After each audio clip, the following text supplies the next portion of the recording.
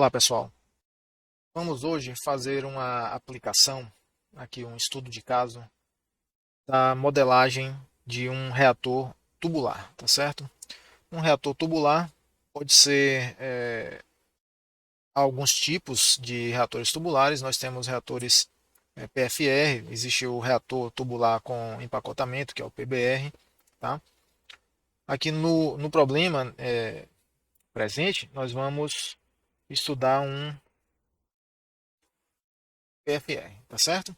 Desenvolver um equacionamento, desenvolver um modelo aí para um reator plug flow. Aqui nessas fotos, vocês podem ver versões industriais, né, desse equipamento. Tá? Um reator tubular industrial, normalmente, a não ser que seja um reator curto, né, com um comprimento de tubo relativamente pequeno, geralmente reatores tubulares, né, de comprimento maior, eles são organizados assim na forma de espiras, para ocupar menos espaço linear na planta. Tá? Então você vê que o tubo ele faz aqui várias voltas, né? E o comprimento total do tubo, desse tubo aqui, nas várias voltas, né? Nas várias espiras, é o comprimento do reator em si, certo? Aqui nesse caso também nós temos, né, várias voltas e o comprimento total dessas espiras, incluindo a curvinha que nós vemos aqui, ela deve ser somada também, vai compreender o comprimento do reator, né, que vai acabar determinando o tempo de residência da mistura reacional, a contar da entrada até a saída. Bem, então vejam só, este é o equipamento, né, o equipamento real. Mas, para o propósito da modelagem, e a modelagem que nós vamos fazer agora é uma modelagem que vai descrever, vai responder a pergunta, né, o questionamento, sobre a concentração das espécies químicas dos componentes ao longo do reator. Para esse propósito, o nosso sistema reduzido, ele poderá ser bem mais simples, né? Já é uma representação, né? Que eu estou chamando de sistema reduzido, já é um modelo, né? Já é uma representação simplificada, né, do sistema real. Então, nosso sistema reduzido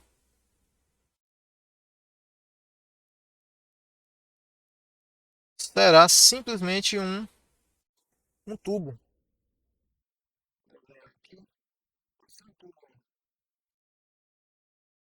Esse formato aqui, tá? No qual são alimentados reagentes. Então, nós temos aqui os reagentes. E, após a passagem no interior do reator, nós teremos a formação dos produtos. Tá? Então, aqui no efluente do reator tubular, esse é o nosso reator tubular.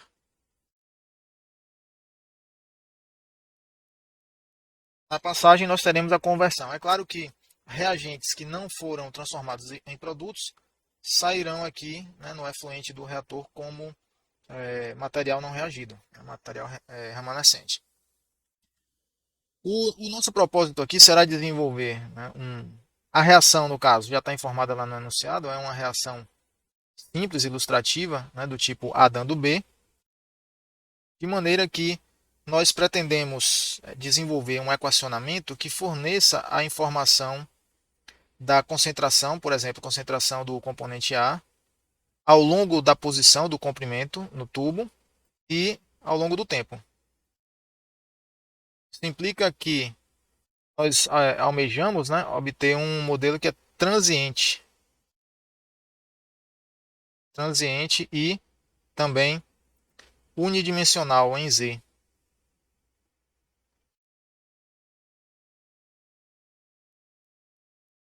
Ok?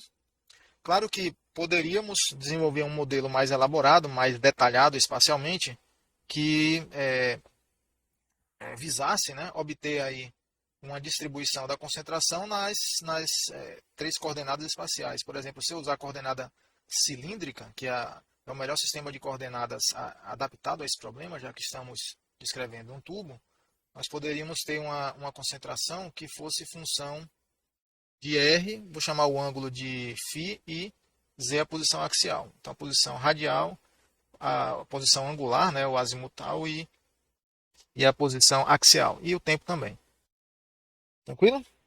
Então, nesse caso aqui, o nosso modelo ele possuiria derivadas sobre cada uma dessas coordenadas, né, em relação a cada uma dessas coordenadas. Vou trabalhar com o caso mais simples agora. Tá? Embora o caso mais complicado, né, exija um trabalho matemático, né, de construção de um modelo maior, mas a lógica que vamos utilizar aqui é a mesma que utilizaríamos no modelo mais elaborado. Então, repare que, como o modelo, né, descreverá variações espaciais, então nós temos aí um modelo microscópico, que podemos chamar de microscópico, porque descreverá a concentração posição a posição, Z, e também podemos dizer que é um modelo de parâmetros distribuídos e não de parâmetros concentrados, fazendo uma comparação lá com o reator CSTR, no qual nós assumimos mistura perfeita, não foi? A mistura perfeita anula as derivadas espaciais e o que nós obtemos como resultado da modelagem é um modelo de parâmetros concentrados, sem variações espaciais. No caso aqui, o nosso modelo admitirá uma variação espacial em Z, certo? Mas nós vamos desconsiderar variações espaciais radiais e angulares, ou azimutais, se você assim quiser chamar. Para isso, nós vamos assumir como hipótese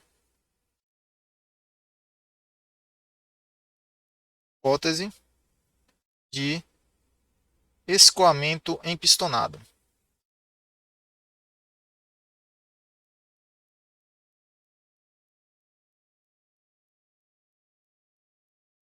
Tá? Vamos assumir essa hipótese de escoamento empistonado. O que é que significa isso? Significa que ao longo do tubo, a mistura reacional escoará como fatias, vamos dizer assim, fatias de fluido, certo? Essas fatias correspondem a um perfil de velocidade plano. Nós sabemos que o perfil de velocidade, pessoal, de um líquido ou um gás, né, realizando um escoamento, vamos considerar que seja isotérmico, né, para simplificar, no interior de um tubo, ele não será plano, na verdade, ele não é plano. Em reinodes baixos, né, ou seja, velocidade baixa do fluido, é possível calcular até analiticamente, resolvendo na via Stokes, né, simplificada, que a distribuição de velocidade será parabólica. No caso de um escoamento em maior velocidade,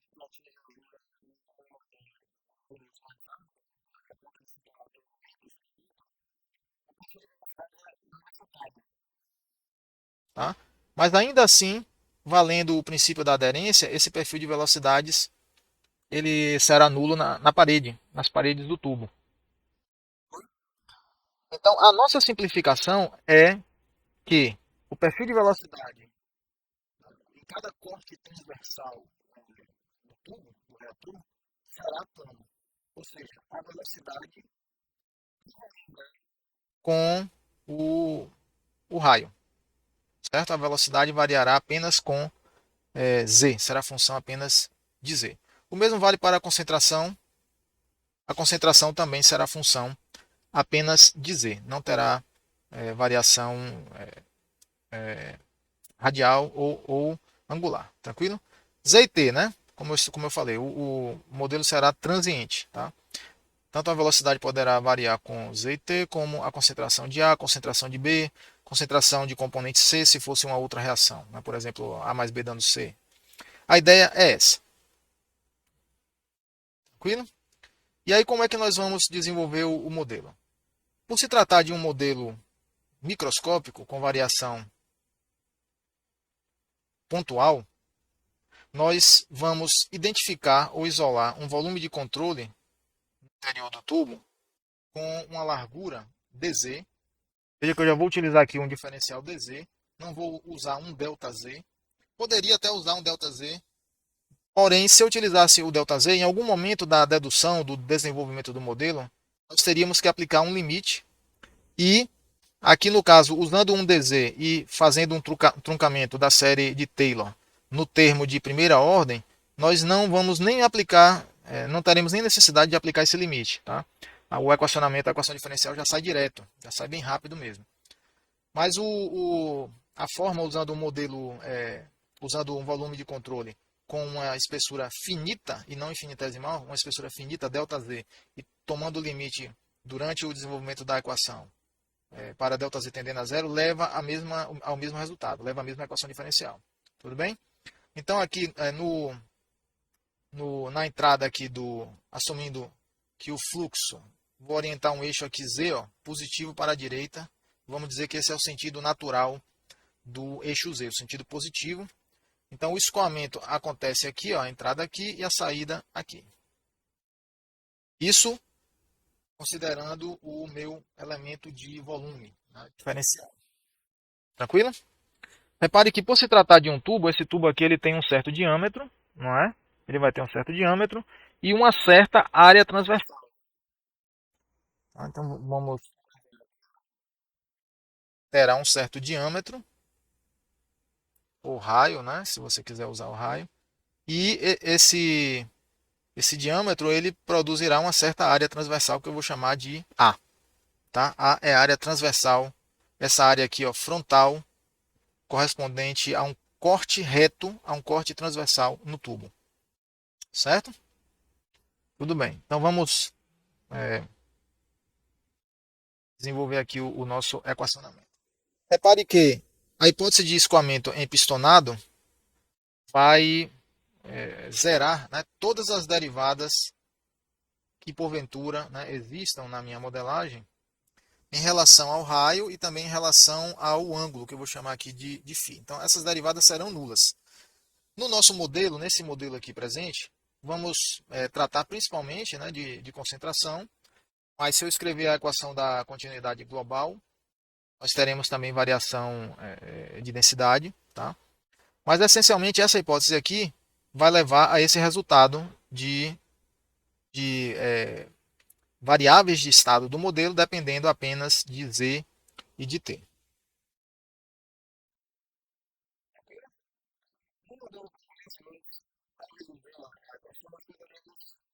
Usar condições de contorno nesse formato aqui. As condições de contorno poderiam ser desse tipo aqui. Na entrada do tubo, nós poderíamos ter uma concentração Ca de T em Z igual a zero, que eu posso resumir aqui assim, reduzir, né?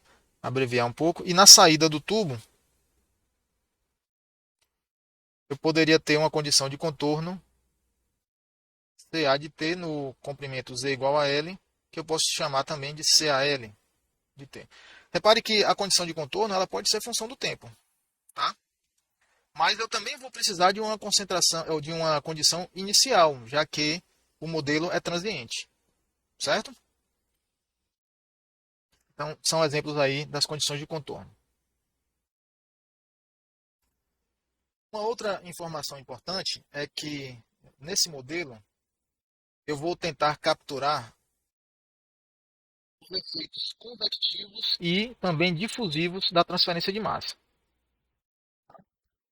Repare o seguinte, ó.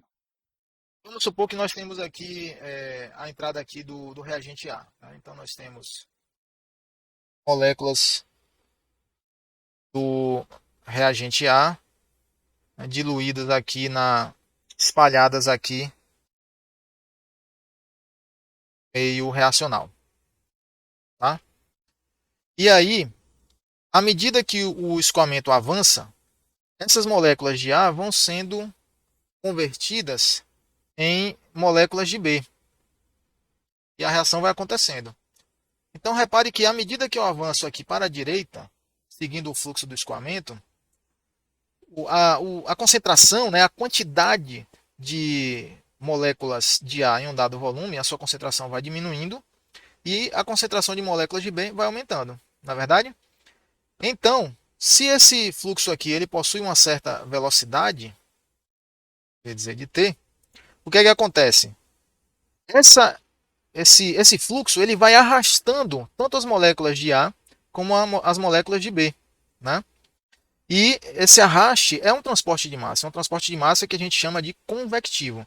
As moléculas estão sendo, dos reagentes, dos componentes, né, dos reagentes e produtos, estão sendo conveccionadas pela corrente principal do escoamento, do fluxo. Tá? Mas há também um segundo transporte, um segundo meio de deslocamento de massa, que é o transporte difusivo. Esse transporte difusivo ele é gerado, né, por diferenças de concentração, ok? E os componentes eles tendem a se deslocar de regiões de maior concentração para regiões de menor concentração. Isso devido ao movimento microscópico, né, molecular. Tá? Então as moléculas vão colidindo, onde há uma maior concentração, cria-se, né, uma tendência, a percepção é essa, de movimento dessas moléculas para regiões de menor concentração.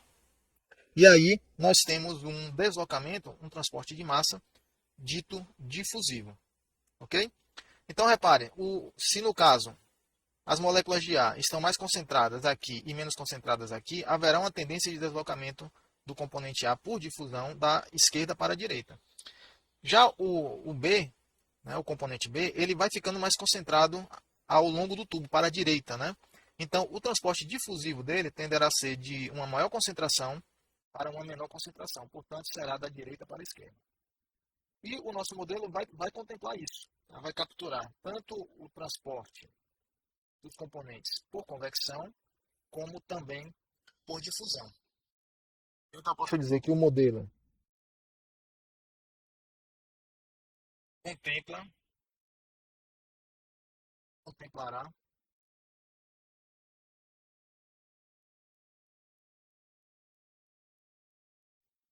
transporte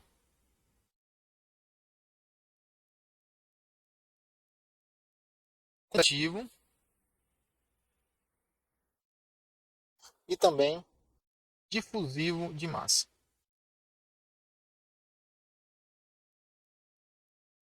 Tranquilo? Então, ótimo. A nossa análise aqui para o desenvolvimento do equacionamento será a mesma de sempre. Vamos desenvolver aqui o modelo e vamos usar um princípio de conservação, né, que será transcrito em um balanço do tipo o que entra menos o que sai, mais o que é gerado, igual ao acumulado. Como nós temos feito. E aí a nossa tarefa será escrever cada um desses termos aqui de modo apropriado para o sistema que estamos modelando. Tranquilo?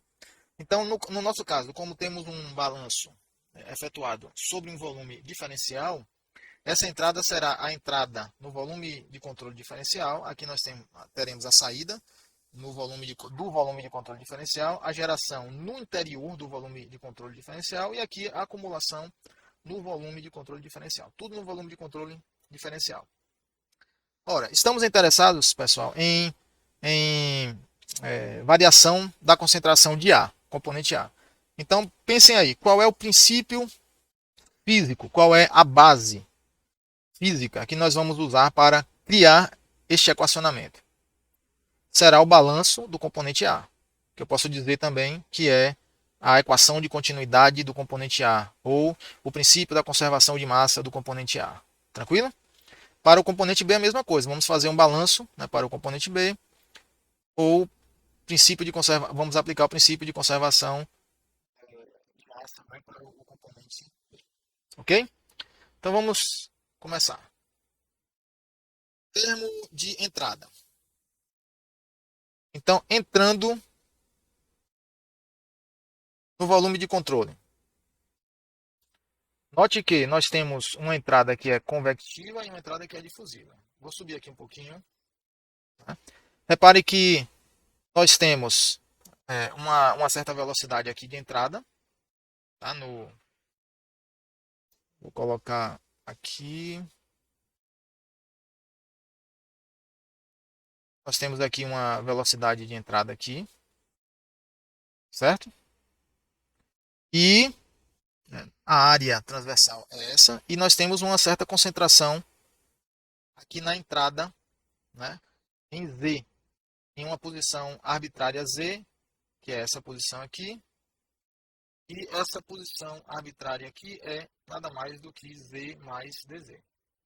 Tranquilo? A translação corresponde à espessura do volume de controle diferencial.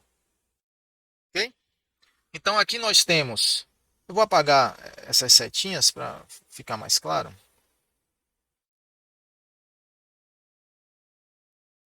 Vou colocar uma seta só aqui de entrada e aqui uma seta só de saída. Então aqui na entrada, pessoal, nós temos V de Z e V elevado e na concentração CA de Z. Aqui na saída, nós temos V de CA Z mais Z, certo?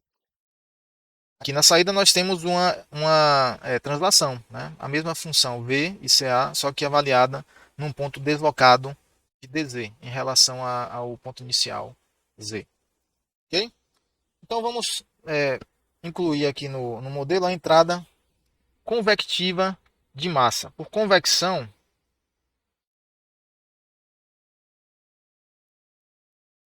termo de entrada por convecção será VA-CA. Certo? Por que é VA-CA? Vamos entender aqui. Olha só. Estamos fazendo um balanço de componentes. Será um balanço. Como tem reação química, vocês já sabem que normalmente as unidades básicas de um balanço para componentes são mols por tempo, correto? Então veja só, se eu tenho aqui a velocidade da corrente principal, vamos dizer que eu avalio aqui em metros por segundo. A área de escoamento, metros quadrados. Esse produto aqui, ó, pessoal, dá vazão volumétrica, correto? Desde uma concentração, digamos, mols por segundo, ou desculpe, mols por metro cúbico. Olha só, aqui nós temos cancelamento, né, ó, e restarão as unidades de mols por segundo. Veja, uma taxa temporal de moles que corresponde à unidade básica desse balanço de componente. Tá? Se fosse um balanço de massa sem reação química, muitas vezes é mais conveniente usar a vazão mássica, ou até mesmo, se a densidade é constante, esse balanço, né, essa equação da continuidade se reduz a uma vazão volumétrica, né, a termos com vazão volumétrica. Aqui no caso, cada termo terá unidades de mols por segundo. Pois bem, então convecção, e por difusão, nós vamos escrever a difusão assim. A seção transversal vezes NA, onde esse NA é um fluxo difusivo de massa. No caso aqui, de mols, né? É um fluxo difusivo molar. Por quê? Lembre, pessoal, sempre, fluxo é taxa por área, tá? Então, o fluxo, ele terá unidades, né, de mols por segundo, digamos, por metro quadrado. Fluxo de qualquer coisa, tá? Fluxo de carga elétrica, fluxo de massa, fluxo de momento, é sempre taxa da quantidade física por área, né? Que na verdade é uma área infinitesimal transversal à direção do fluxo, já que fluxo é um vetor. Aí quando eu multiplico o fluxo, né, pela área transversal do escoamento, olha só o que nós obtemos. Ó. Vai cancelar aqui. Ó, e vai restar mols por segundo, tá vendo? Então, o fluxo difusivo aqui, ele tem vezes a área transversal, ele tem as mesmas unidades que o fluxo a taxa, né, de entrada por convecção dada por VA/CA. Para fazer isso, eu já estou checando, pessoal, as unidades. Estou verificando se existe é, é, coerência de unidades nos termos que eu estou criando no meu equacionamento. Tá? Então, vamos adiante. Temos já o termo de entrada já elaborado. Nesse termo de entrada, o NA nada mais é do que o fluxo difusivo, que será dado pela lei de Fick. Vocês devem lembrar lá de FT3. É uma das leis muito importantes, é a lei da difusão, né? Lei de Fick na forma, a seguinte forma: Na igual a menos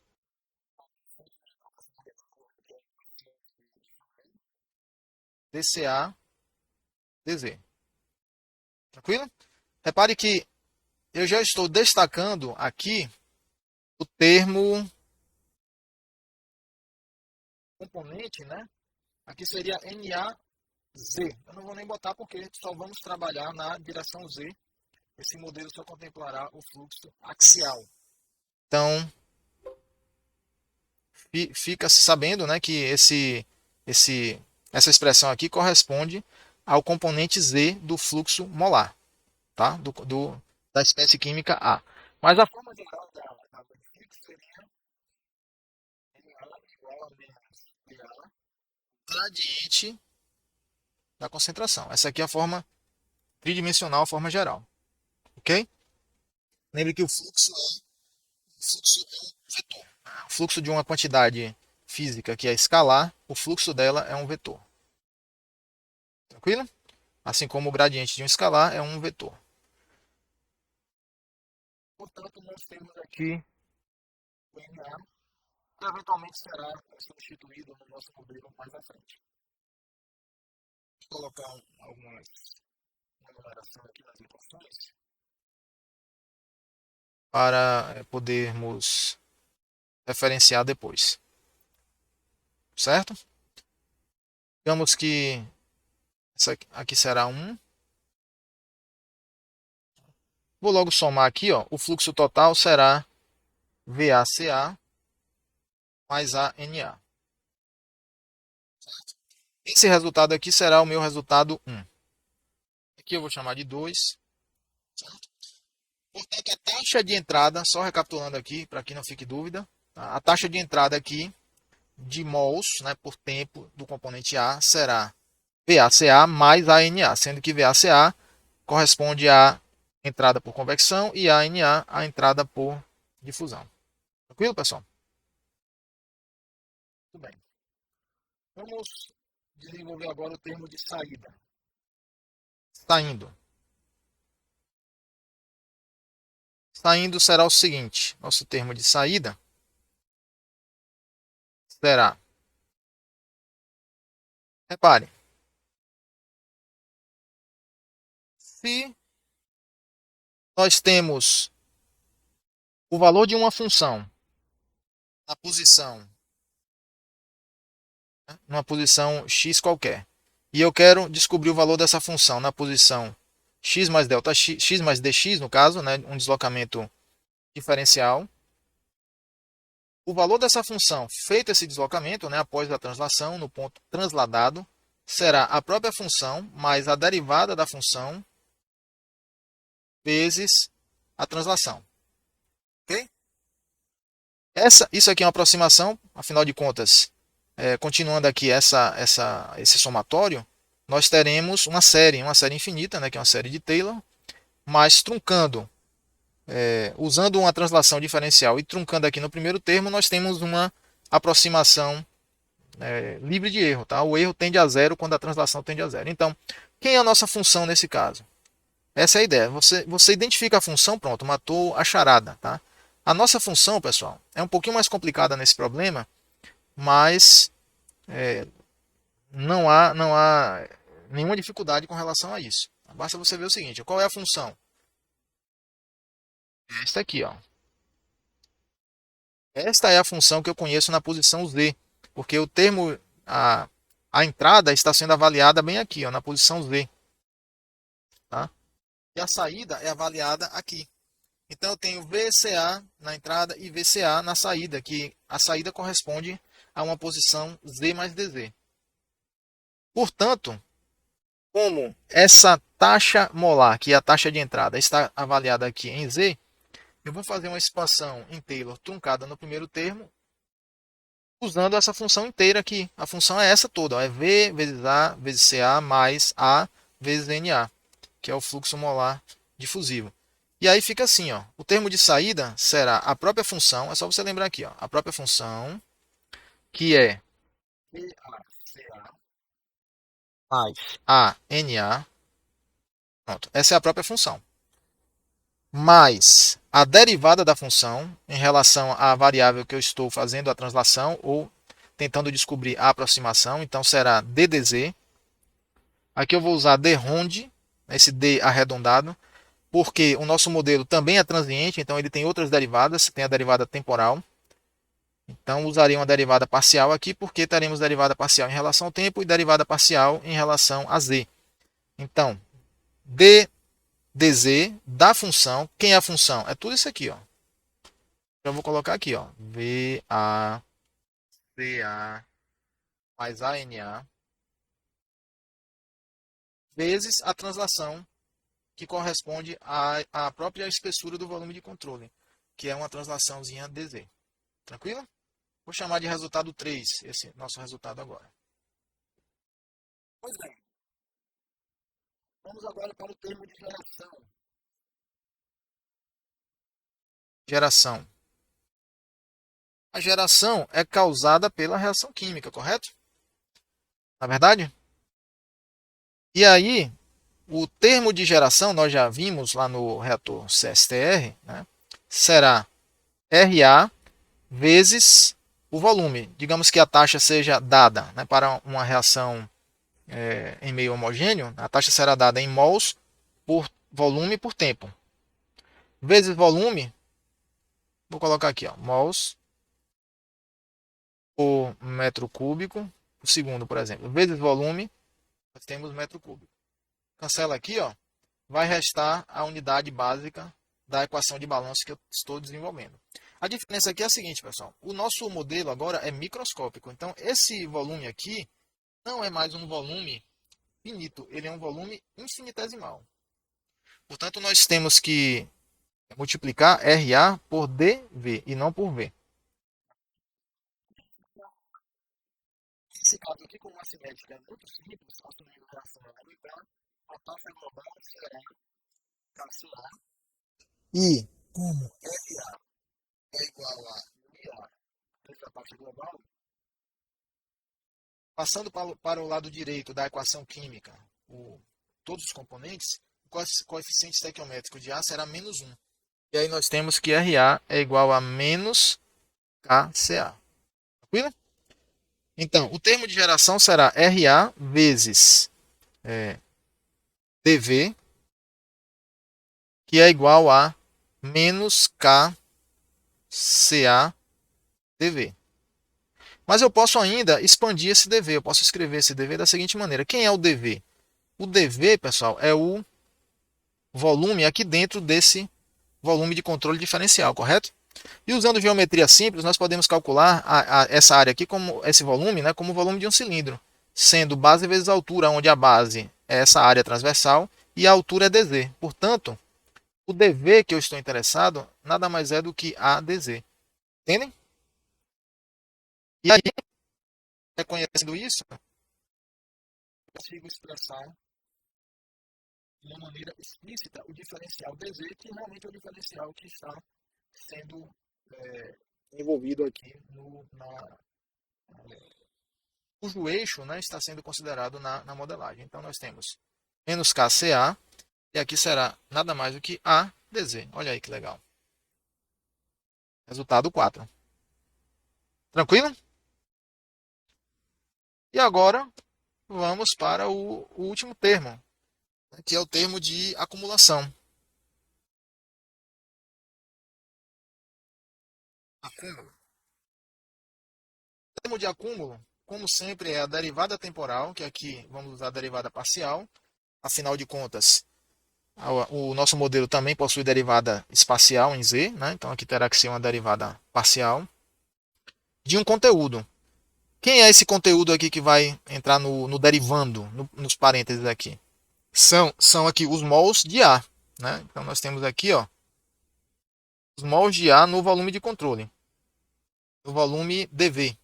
né? Vou até botar aqui, no dv. Como é que eu calculo? Simplesmente, ó, fazendo A dz vezes CA. Vamos ver se dá certo. Quem é ADZ? É o dv, na verdade, é o volume e CA. A concentração mols por metro cúbico, vezes A vezes dz, metro quadrado vezes metro, vai dar metro cúbico, vai cancelar aqui, ó. E aí eu obtenho apenas mols, não é verdade? Então, o conteúdo desse parêntese tem unidade de mols. Só que ele vai ficar dividido por segundo devido à derivada temporal. Então, esse termo todo aqui, o termo inteiro, ele tem unidade de mols por segundo. E é o que tem que ser mesmo. Afinal de contas, ele será somado aos outros termos e eu só posso somar, né, parcelas que tenham as mesmas unidades, né, as mesmas dimensões, que sejam as mesmas quantidades físicas, né, com as mesmas dimensões aí. Tranquilo? Resultado, vamos chamar de 5. Resultado 5. Portanto, combinando aqui 1 a 5,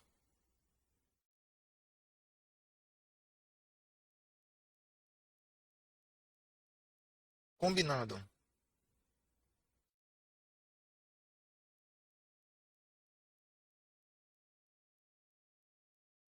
os resultados de 1 a 5, conseguimos, conseguimos que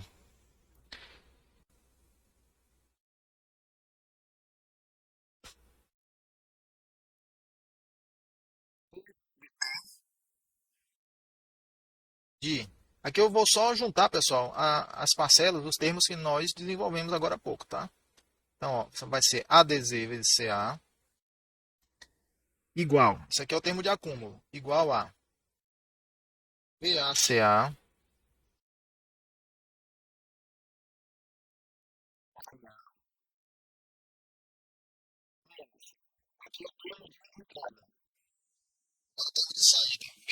CA mais ANA mais DDZ de VACA mais ANA vezes o diferencial DZ menos o termo de geração, que será KCA ADZ. Ok? Agora repare o seguinte. Ficou um pouquinho grande, né? Faltou colocar aqui esse parêntese, fechar aqui o parêntese. Melhorar aqui um pouquinho.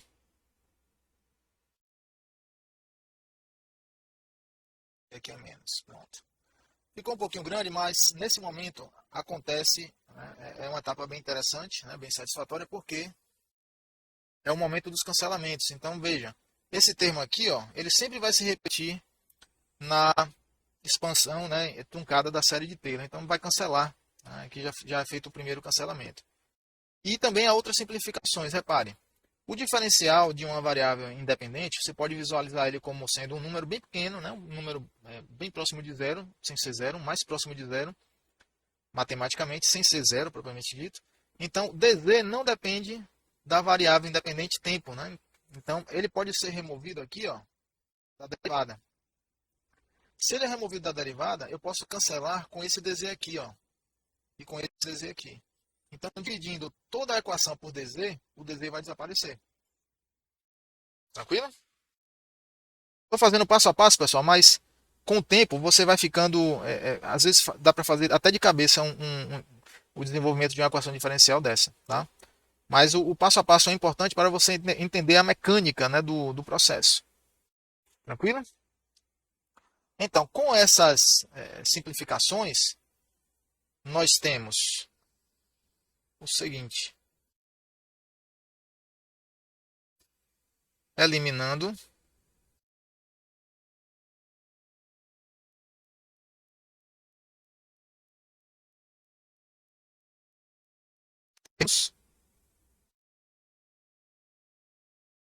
bem, em que Já rearranjando aqui, tá? DCA, DT. Assim, é, faltou identificar uma outra simplificação. Repare, olha só. Se nós temos um tubo rígido, é um reator tubular que, né, que pode ser considerado aproximadamente rígido, ou seja, o tubo não se deformará com o tempo. Né? Claro que se houver variação de temperatura, poderá haver dilatação volumétrica do material, tá? Mas são efeitos desprezíveis. Essa área aqui, ó, ela também pode sair da derivada e poderá ser cancelada com essa área aqui, ó, e também poderá sair aqui da derivada com essa e com essa aqui. Então a área também é eliminada da equação diferencial. E aí sim, o resultado é esse que eu vou colocar aqui agora. O dCA dt, ddz de VA, de VCA, mais NA, mais KCA. Que eu já mudei de lado, por isso que o sinal trocou, tá? Pronto, temos aí a equação diferencial, o modelo que descreve a concentração de A ao longo do tempo e ao longo da posição Z. Tranquilo? Para o componente B, a equação será muito parecida. Tá? A diferença será apenas na concentração e no termo de taxa. Né? Dá para a gente até escrever aqui. Ó. Para o componente B, eu vou escrever direto, mas para que não haja erro, o procedimento completo e detalhado é esse que eu fiz com vocês agora. Tá? Continuando aqui, pessoal, que a gravação acabou travando. Continuando para o componente B. Eu vou escrever por analogia com o resultado que foi deduzido nessa equação 7, tá? Mas é interessante,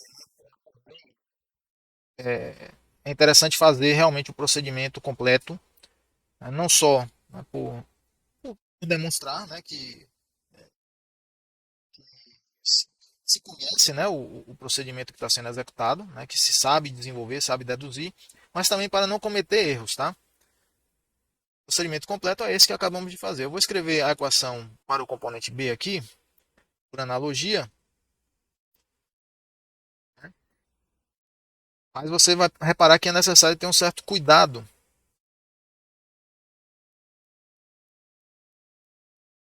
para não ser induzido ao erro. Então, para o componente B, aqui é fluxo difusivo de B. Então, para o componente B, a equação diferencial será dCb dt mais ddz V vezes CB mais NB, onde NB é o fluxo difusivo de B, mais. Aqui vem a questão, olha só. Esse termo aqui é o termo de geração. Para o componente B, e B é produto, né? A taxa de B será NB vezes a taxa global da reação. A taxa global da reação continua sendo KCA, né? Pela lei da ação das massas, reação.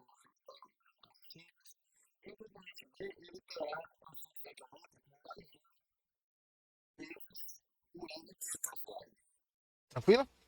Então, a taxa, né, de B, a taxa que apareceria aqui, ó, o termo de geração, para B seria mais K CA ADZ, certo? Fazendo os mesmos cancelamentos e passando para o lado direito, nós teríamos aqui menos KCA, igual a zero. Ok? Então perceba que muito facilmente alguém é induzido a escrever sem prestar atenção, escrever aqui KCB.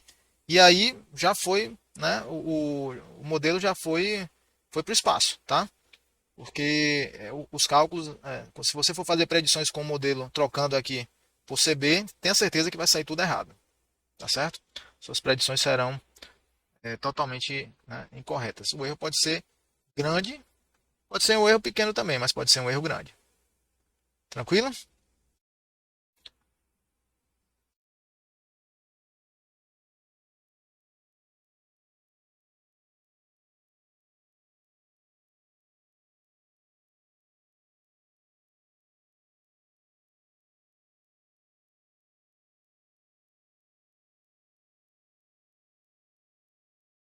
Alô, pessoal.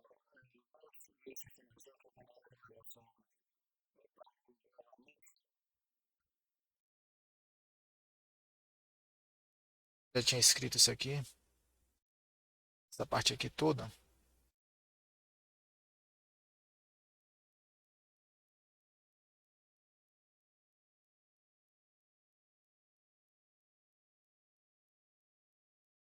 Isso aqui, ó.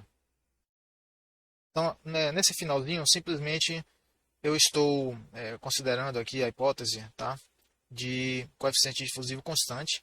Repare que o coeficiente difusivo, de modo geral, não é constante. Né? Digamos, o coeficiente difusivo pode ser uma função da temperatura, que no caso aqui não estamos modelando variações de temperatura, mas pode ser uma função da concentração também, concentração Ca, né?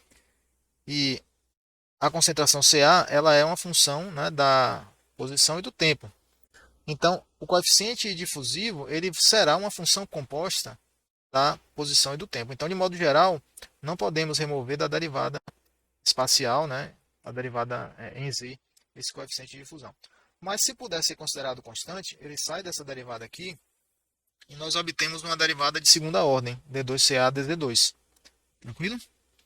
E aí essa equação 10 é uma nova versão, uma versão mais simplificada da equação 9.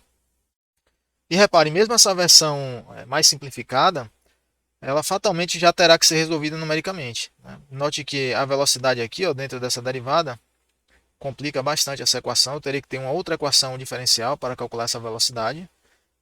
Por exemplo, obtida da equação de continuidade global, ou mesmo usando o Navier-Stokes, né, para determinar essa velocidade aí. E como a velocidade é uma função nesse modelo aqui, né, de z e t, não poderemos remover aqui dessa derivada. Terá que ser mantido, né, mantido aí no interior dessa derivada em z. Então, só aí, pessoal, já praticamente descarta a solução analítica. Nós teremos que usar um método numérico para resolver a equação diferencial para CA e também a equação diferencial para CB. E para fechar, né, o modelo, teremos que resolver uma equação diferencial para V, que pode ser obtida, se V não puder ser considerado constante devido a variações de densidade, pode ser obtida da equação de continuidade global, que nós já vimos em lições anteriores. Até o próximo vídeo, um abraço.